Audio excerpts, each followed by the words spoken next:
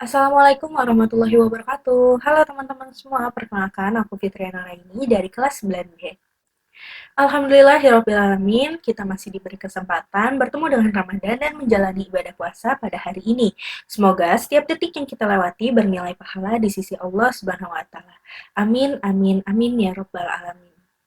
Jadi teman-teman, di video Ikultum pada kali ini, aku bakal bahas sedikit tentang larangan-larangan saat puasa di bulan Ramadan. Hal-hal yang mungkin sering kita anggap sepele, namun ternyata bisa membatalkan serta mengurangi puasa kita. Yuk kita bahas bareng supaya puasanya nggak cuma sah, tapi juga berkualitas. Nah, tidak hanya dalam ibadah sholat saja, tapi ibadah puasa pun juga ada larangannya loh.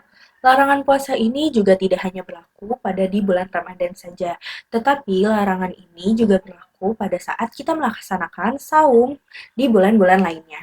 Lalu, apa sih itu puasa? Dan larangan apa aja yang ada saat ketika kita berpuasa? Puasa adalah menahan diri dari makan dan minum, serta dari segala perbuatan yang dapat membatalkan puasa, dari mulai terbitnya fajar hingga pada terbenamnya matahari. Nah, puasa juga salah satu cara kita untuk selalu ingat kepada Allah Subhanahu wa Ta'ala. Dan hal ini pun terbukti pada ayat Al-Quran berikut. Itulah mengapa puasa sangat dianjurkan sebagaimana tercantum pada rukun Islam yang keempat. Nah, ini juga beriringan sebagaimana firman Allah Subhanahu wa Ta'ala. Nah, teman-teman, apakah puasa hanya sekedar menahan diri dari makan dan minum? Tentu saja tidak. Ternyata ada loh beberapa larangan puasa yang perlu kita ketahui. Yang pertama, muntah dengan sengaja. Mengeluarkan isi perut karena sakit memang termasuk hal yang tidak membatalkan puasa, tetapi hal ini akan berubah ketika kita sengaja memuntahkannya. Dan jika kita memuntahkan tanpa sengaja, maka hukumnya tidak wajib mengqadha puasa tersebut. Tetapi jika kita muntah dengan disengaja, maka hukumnya wajib bagi kita untuk mengqadha puasanya di hari lain. Yang kedua, untuk wanita, keluarnya darah haid dan nifas. Sebagai wanita, sudah sewajarnya kita mempunyai beberapa bonus hari untuk dilarang melakukan puasa, karena keluarnya darah haid dan nifas. Hal ini sudah merupakan keajaiban ciptaan Allah Subhanahu wa Ta'ala yang begitu sempurna dengan memberikan kesempatan wanita untuk dapat menghasilkan keturunan.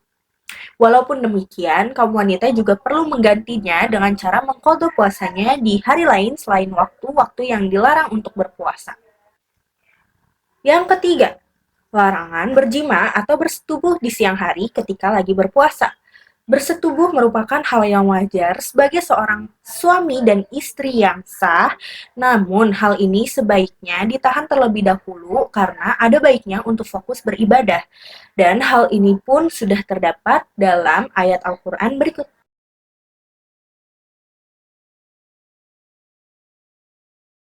Allah Subhanahu wa Ta'ala menghalalkan untuk melakukan hubungan suami istri sah ketika malam hari saat puasa dan ketika diartikan sebaliknya. Maka jelas sekali bahwa ketika berpuasa di siang hari diharamkan untuk berjima. Itulah beberapa larangan puasa yang secara jelas terdapat pada Al-Quran. Jadi, kesimpulan dari pembahasan tadi, yang perlu kita lakukan adalah mentaatinya supaya puasa kita tidak sia-sia. Semoga kita makin paham bahwa puasa bukan cuma soal menahan lapar dan haus, tapi juga menjaga diri dari hal-hal yang dilarang. Jangan sampai kita capek seharian menahan lapar, menahan haus, tapi lalai di hal-hal yang kecil justru merusak nilai puasanya. Semoga Allah Subhanahu wa Ta'ala menjaga kita dari kesalahan, menerima ibadah kita, dan menjadikan Ramadan ini sebagai momen untuk benar-benar memperbaiki diri. Sekian pembahasan Ikultum pada hari ini. Semoga pembahasan ini dapat menghilangkan keraguan kita dan menjadi ilmu yang bermanfaat. Kurang lebihnya mohon maaf. Nun wal qalami wa mayasturun. Wassalamualaikum warahmatullahi wabarakatuh. Bring it down, bring it down, bring it down, bring it down, bring it down.